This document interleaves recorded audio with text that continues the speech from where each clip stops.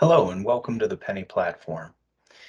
We'd like to take a moment to briefly discuss the Assister account and how that account is created, how it's claimed, and ultimately some things that you can do to help make sure that setting up and maintaining that profile of yours as a Penny Assister can really benefit our customers here at the exchange.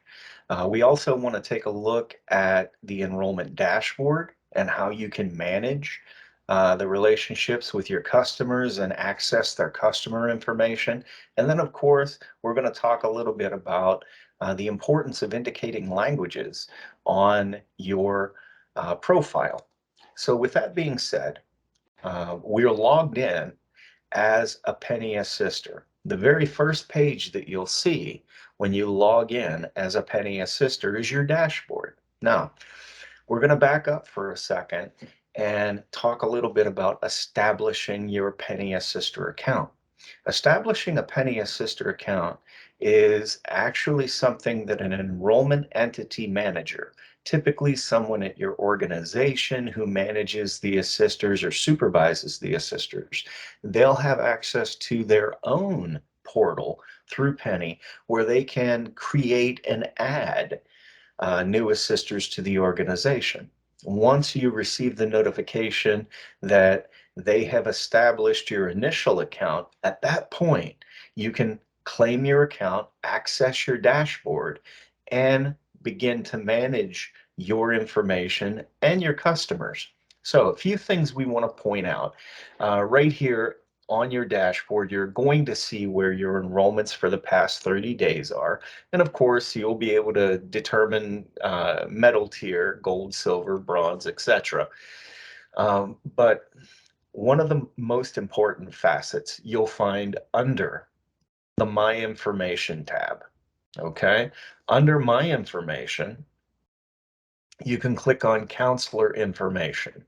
Now, under Counselor Information, you as the assister have the ability to update any of this information that would be associated with your profile. Your name, your email address, phone number, assister certification number, the primary site that you work out of, the location. So if that would change, that's something you can update.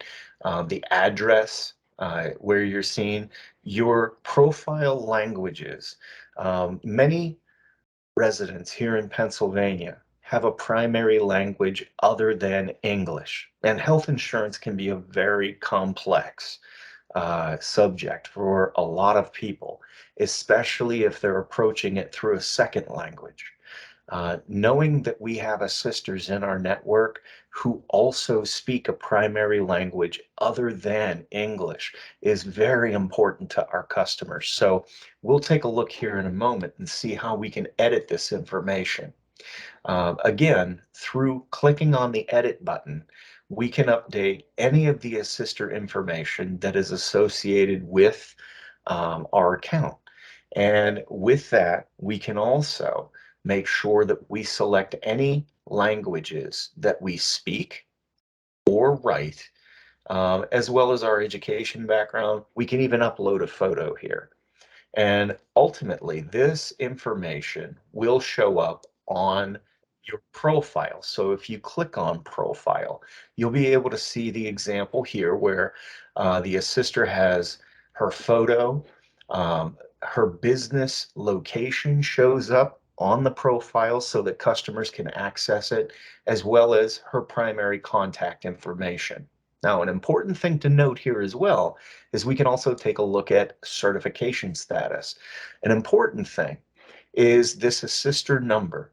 This assister certification number is actually created on the Penny platform. And from time to time, if you call in to 844-844-4440 to the assister helpline, you may be asked for your assister number. This is the number that you would want to provide in the event that someone at Assister Services at Penny requests that information to help pull up your account quicker. But again, your certification status is something that is done through Penny. Your status as an assister is either active or inactive. And that's something that's determined by your enrollment entity manager, by your organization. Someone who is active as an assister will show up in Penny's portal and be able to have customers search for them and contact them through the general public. If someone's certified but inactive, well, they can still work with customers through Penny's platform, but their information, their contact information, and their profile are not visible to customers through the Penny platform. So that's important to note as well. Another facet of the Assister portal that you'll see here that's very important are individuals. There are three types of individuals. There are pending individuals. These are folks who reached out to you through your profile and said, I want you to be my assister of record. There are active customers. Your active individuals are your current customers. And through this portal, you can click on a customer to get their details and access their account information. And then, of course, there are inactive customers, customers who you may have had a relationship with at one time, who since have gone on and acquired health insurance through some other means, like an employer or through medical assistance, etc.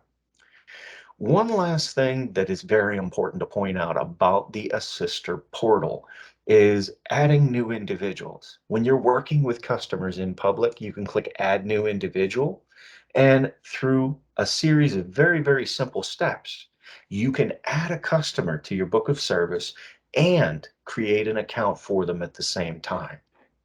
One last thing to point out is we also, in the upper right-hand corner, have notifications. These notifications will help keep you posted on any changes to your account, your status, as well as to your customers. And one last thing that's very important to point out is you're never alone. You have the ability to reach out to Sister Services for help and support, or to the Penny Call Center for help and support. So thank you so much for the privilege of your time.